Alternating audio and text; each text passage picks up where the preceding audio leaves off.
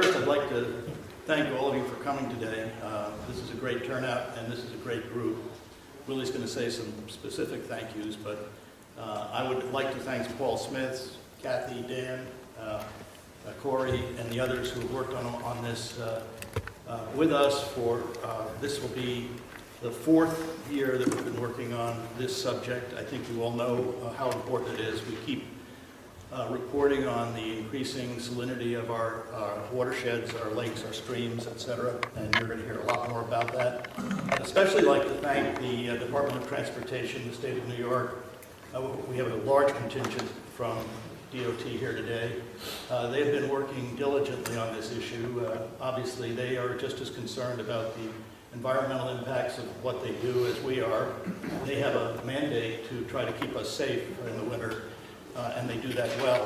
So it's a difficult balancing act to try to figure out what we can do to both improve the environment and keep our citizenry safe. And the purpose of today's conference is to see if we can come up with some ideas and recommendations that might take us the next step along this path. The conference history, you probably, many of you were here. In 2010, ADK Action, and I'm on the ADK Action board. I'm also on the Adirondack Council board, so I wear both hats, but I'm representing ADK Action today. We underwrote a study that was done by Dr. Kelting and his team called Review of the Effects and Costs of Road De-icing with recommendations for winter road maintenance in the Adirondack Park. In 2011, in June, we had a first conference which addressed this report and agreed that added research was needed. And then in June of 2012, we presented a report that Dr. Kelting did, which was published in a peer-reviewed magazine which had a regional analysis of the effect of on paved roads of sodium and chloride in lakes.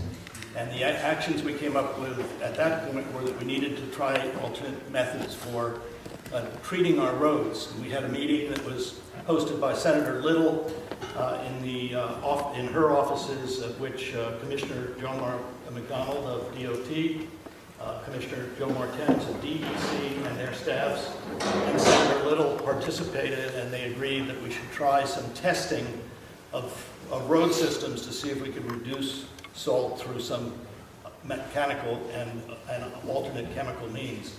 You'll be hearing from DOT on the results of this test this morning. You'll also be hearing from Dr. Kelting on some of the work they've been doing with respect to the monitors that were put in above and below the roads on streams, telemetric monitors. So we've had multiple studies going on, which is why this conference is 2.5 years later than the last one, because we've had 2 winters to study. Our agenda this morning is, you've heard the welcome from Kathy Dove, and again, thanks for the use of the room and the facilities. We're going to go from here into a series of presentations. The first one will be Dr. Findley from the Carey Institute, who's going to talk to us about their studies downstate in the Hudson Valley of salt and its impacts. But the morning will be then dedicated to Dr. Kelting's presentation, and then a presentation by Peter Bauer, who is the Executive Director of Protect the Adirondacks, on how some different road construction techniques, porous roads, have had an impact in the Lake George area. We'll break for lunch. It's going to be a short break, a half an hour. There will be sandwiches and so on outside. We're not going to break in the morning. If you have to leave to get a cup of coffee or to use the restroom facilities, just get up and go. We've got too much to cover to otherwise stop. After lunch, we're going to hear from a head of a maintenance branch in the Colorado DOT of what Colorado has done. Dave Weeder is here with us. Very grateful to the state of Colorado for letting Dave come and talk to us about their approach, which is different than New York's, and we're going to have a little bit of discussion afterwards about why. And then we have a presentation by a very accomplished lawyer, Jim Gellermini, who teaches this subject at Cornell, road maintenance and its implications in law. He was also Assistant Attorney General for the state of New York for 20 years, so he's a man worth listening to. We'll have a quick coffee break while we rearrange this room, and then we're going to have 3 breakout sessions, and I'm encouraging all of you to pick the one that you think would be interesting and that you might contribute to. And we're going to look at the 3 potential scenarios One is, should we think about going backwards in time to where we have abrasives and hardtack the way we used to drive? I see a lot of young faces in the audience probably don't remember. Before 1980, thereabouts, we drove on hardtack in the Adirondacks. The other breakout panel would be what could we do that was incremental? How could we move past a pure salt policy? Perhaps other chemicals, perhaps a selective use of abrasives, etc. And the third panel will be about smart science that Dr. Kelting will lead to talk about what else should we be studying, what else could we be doing, and do we know enough? For example, do we know if the surface water salinity growth that we have seen actually is creeping into our aquifers and polluting our wells? We have some belief that that's the case. All the documents and all the presentations are on the ADK Action website at this address. So you don't have to take necessarily notes if you don't want to. You can just go here and pull them down, and we'll keep them up to date. So if there's anything that's missing or anything that comes out of this conference, it will be posted here. I would like to point out quickly that the other two studies that I mentioned are already there. The speaker bios for the people who are talking today are there, the full conference agenda, and a list of the registered attendees. Now, some of you have changed registration at the last moment. There were some people here who did not register in advance and didn't make it into the lists of people who are here today. There's a printout of who we think was registered as of last week, sitting on the table outside, and there's a copy of today's agenda that I just flashed to you also that you can take, and that has the website on it. So even if you didn't write it down, the bottom of that agenda page has the website where you can pick up these documents.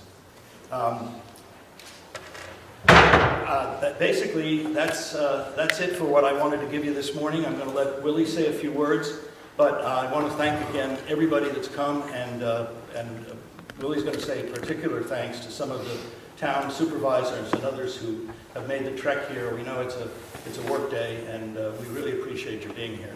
So, Willie, would you take it from there? Thank you, Lee. I think it's appropriate that it's drizzling outside. Yesterday, in talking with some folks, they gave me a fact I hadn't heard yet, and maybe it's not a fact, but they said that when you look at the projections on climate change, one of the things we can expect to see in the Adirondacks is more freezing rain than any other place in the country. So it's very appropriate that there's this drizzle out there. It wouldn't be a surprise if, given it's the Adirondacks, Dr. Dodd, just so you know, the weather can change every 5 minutes. There's a saying here, if you don't like the weather, just wait 5 minutes. But it's appropriate that's going on outside. It's appropriate that we have this great group of people here today. I want to recognize Steve Kukaris from DOT, our regional director. Thank you for having the whole DOT team here, people from Utica and Elizabethtown and Plattsburgh, and I know we have a number of folks from Albany, other DOT offices. Hats off to the agency for what you've been doing and trying to do, for being open-minded about experimenting and doing research. I think that's really important. Having the local highway superintendents here, a number of supervisors here, that's critical. We don't want to have an academic discussion with a bunch of academics and environmental advocates thinking about what to do without it being grounded in reality. And having folks that have that grounding from the reality of what's going on out there in the towns, in the hamlets, in the communities, many of which are struggling, is really important. There's a few supervisors we have here, and I can't recognize every community, or we use up my allotted time, and Lee will reach out with a big book. But Bruce Russell, Randy Preston, Peter Schroep, William Chase, and Neil McGovern. I've seen some of you, and others I saw the names, so I think you're here. Thank you very much for being here. And for others, we have some town council members. I want to take a moment just again to recognize Paul Smith and welcome Dr. Dove. Paul Smith has an incredible history of being a leader in the Adirondacks as we deal with issues and move the park forward. The Adirondack Council, as one of many organizations supporting this, put out our annual State of the Park and concluded that the park is far from finished. There's a lot to do in terms of protecting the clean water, making sure we have vibrant communities. With your leadership, Dr. Dove, I'm confident that Paul Smith will play a strong leading role as the Adirondack Park moves forward. Welcome to the Adirondacks. We're all really glad to have you here. I'm glad that the college is in such good hands. When you saw some of the history on this subject, you often saw this conference labeled as the SALT Conference. Those of us that have been used to that terminology might not have bothered to look too closely at the announcements and some of the things that came out this year. But you'll notice there's been a shift in terminology. The main theme for me in the Adirondack Council as we work with our partners, Wall Smith, AK Action, a bunch of environmental organizations, we have watershed groups here, was looking at safe roads, clean water. How do we continue to have safe roads? How do we make sure the roads are even safer? How do we make sure we do a better job on clean water? Those are not things that, well, we try and balance them and a little compromise here, for a little bit there. They're things that we should be able to address together in a way that make the roads safer, that make the water cleaner. And I'm hoping that by the end of the day, with this group of people that we have, we're able to look at those goals and develop collaboratively some recommendations that we can move forward on. Maybe some of them have to do with research, maybe some of them have to do with some more tests, how we can move forward advancing those complementary goals that are so critical for the future of the Adirondack Park. One other item I wanted to mention, I noticed 70 people registered. I've mentioned we have local government and county representatives and DOT. We have DEC represented, the Department of Environmental Conservation. We have the Adirondack Park Agency with folks here. The number of non-governmental organizations, we have lake associations, river associations, environmental groups, watershed coalitions, watershed alliances. John Collins, Northern Forest Center is here. You guys are from